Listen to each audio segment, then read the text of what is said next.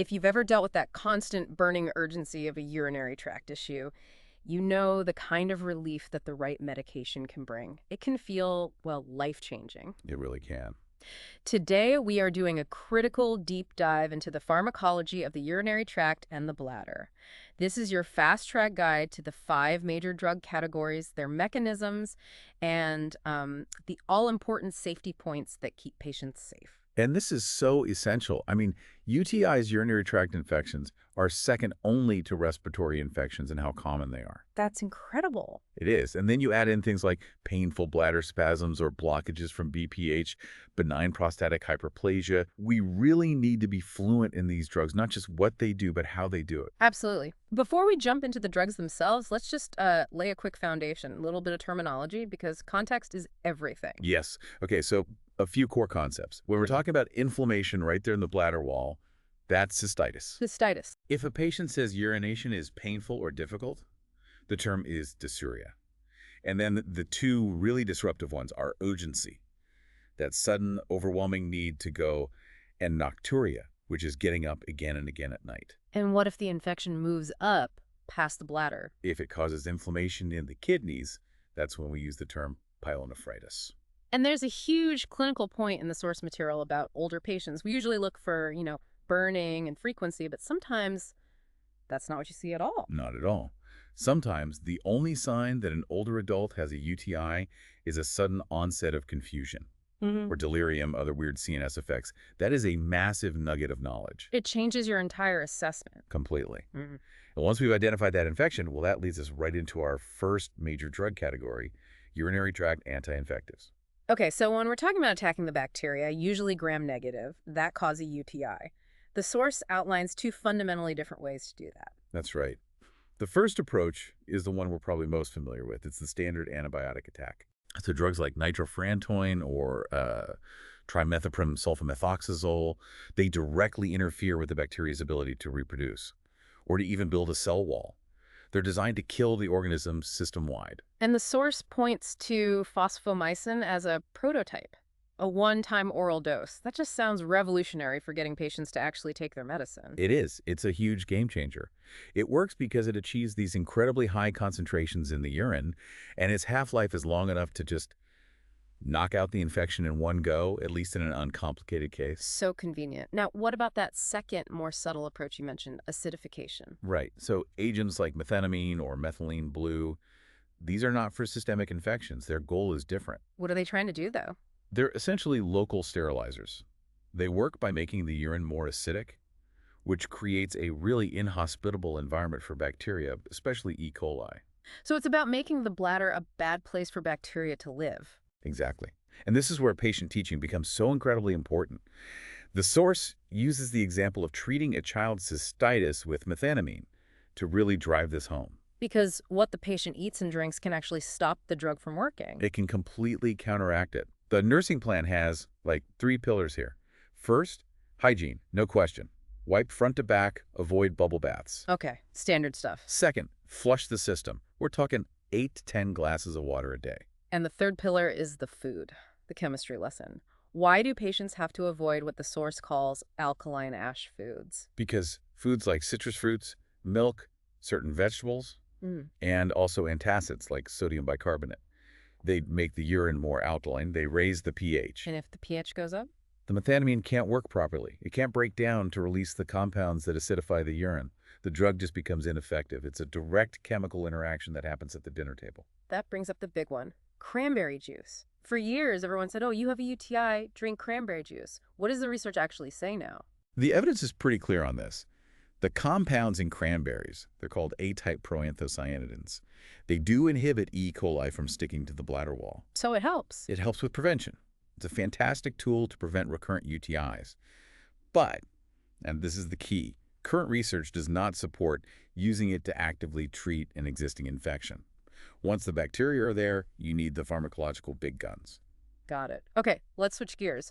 So the infection is gone, but the patient is still miserable from bladder muscle spasms. That urgency, the pain, the leakage.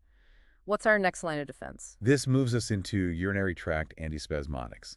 And the primary drugs here are the anticholinergics, things like oxybutynin, tolterodine. And how do they work? They block the parasympathetic system's cholinergic receptors in the bladder. The rest and digest system. Exactly. And by blocking that, you relax the detrusor muscle, and that stops those painful, unprompted spasms. Okay, but blocking a whole system like that sounds like it would have side effects everywhere else. Oh, absolutely. You have to warn the patient about the classic anticholinergic effects.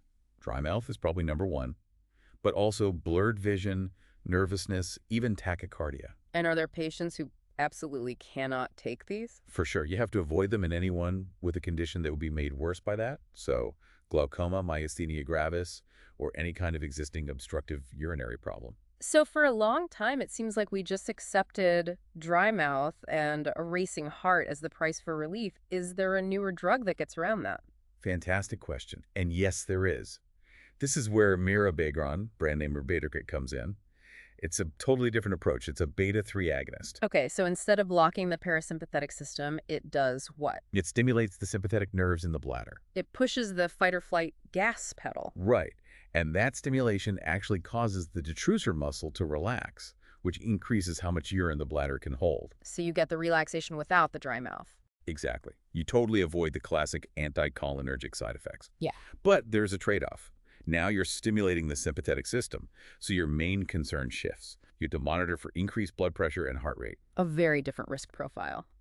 And quickly on the prototype, oxybutynin, it comes as a patch, right? It does oral, a dermal patch, topical gel, and that patch has a really long 96-hour duration, which is a huge win for patient adherence. Okay, let's move on to two really specialized agents. First, for pain relief, the urinary tract analgesic phenazopyridine. This one is a lifesaver for that acute pain. It has a direct topical analgesic effect on that irritated mucosa. It just takes the edge off the burning and frequency almost immediately. But there's a massive, very memorable safety warning here. This drug is a dye. It is a dye. And the very first thing you tell the patient is, do not panic, you are not bleeding. It causes this shocking reddish-orange discoloration of the urine. Wow. And it will stain everything, clothes, contact lenses, you name it. So that's the cosmetic warning. What's the more serious systemic one? The risk of kidney or liver toxicity. Because of that, you should really limit its use to no longer than 2 days if it's being used with an antibacterial. And what's the warning sign? If the patient's skin or the whites of their eyes start to get a yellowish tinge, that's an immediate signal of possible toxicity. Right. They need to get medical help right away. Okay. Now for the ultimate niche drug, the bladder protectant, pentosan polysulfate sodium. This isn't for a simple infection or spasm. No, this is for a very specific painful chronic condition called interstitial cystitis. It's this chronic inflammation of the bladder lining itself. And its mechanism is fascinating. It really is. It's a heparin-like compound. It actually sticks to the damaged bladder wall and acts like a buffer, like a shield, protecting the tissue from all the irritating stuff in the urine. The moment I hear heparin-like, my brain immediately goes to one primary safety concern. As it should. Bleeding. The biggest risk here is bleeding and hemorrhage. You have to do a thorough history. It's absolutely contraindicated in anyone with a bleeding risk, a history of heparin-induced thrombocytopenia, or if they're taking other blood thinners like NSAIDs or anticoagulants. A very targeted drug with a serious systemic risk. Very. All right, finally, let's turn to men's health and the very common issue of benign prostatic hyperplasia, or BPH. And the number one priority here is diagnosis. Before any treatment for BPH starts, you have to confirm it with a prostate exam and PSA testing to definitively rule out prostate cancer. Non-negotiable. Non-negotiable. And they need to be checked periodically, even during long-term therapy. Okay, so we have two main drug strategies for BPH. First up, the alpha-adrenergic blockers like doxazosin and tamsulosin. What do they do? They block alpha-1 adrenergic receptors. So they block the sympathetic effects on the bladder and urethra that causes the smooth muscle there to relax. So it's a mechanical fix. It relieves the pressure. Exactly. It just immediately improves urine flow. But what's the systemic side effect of blocking all those alpha receptors? It's generalized vasodilation. So the common side effects are headache, dizziness, and the big one, postural hypotension. A real risk when patients stand up too fast. That leads perfectly into the second class, testosterone production blockers. Finasteride and dipasteride. These are working on a hormonal level. That's right. They inhibit the enzyme that converts testosterone into its more potent form, dihydrotestosterone, or DHT. And since the prostate needs DHT to grow, Blocking it causes the gland to actually shrink over time. Okay, the source has this brilliant critical thinking scenario. Imagine a patient, let's call him PF. He has BPH, but he also has angina, so he's on nitroglycerin. And he uses sildenafil for erectile dysfunction. Okay, a complex patient. Very. So why would giving him an alpha blocker be a potentially catastrophic choice? Because you're stacking potent vasodilators. Nitroglycerin is a vasodilator. Sildenafil is a vasodilator. And now you're adding a third. You're adding a third powerful one. You are multiplying the risk of a severe, life-threatening drop in blood pressure. His pressure could just completely bottom out. This is a classic case where a testosterone blocker, even though it's slower, is often the much safer choice. And speaking of safety, the warnings for finasteride and dutasteride are some of the most dramatic in the whole chapter. The teratogenic risk is huge. These are absolute warnings. Women of childbearing age must not touch these tablets. Not even touch them. Absorption through the skin can be enough to cause serious harm to a male fetus. Wow. And men taking these drugs must not father a child or donate blood while they're on it and for a full 6 months after they stop. The risk of passing the drug through semen or blood is that significant. And any herbal interactions to watch out for? Yes, they should avoid combining it with the herbal remedy saw palmetto. The combination has been linked to potential toxic effects. It's a great reminder that natural doesn't always mean safe. This has been such an insightful breakdown. Just to recap those 5 categories.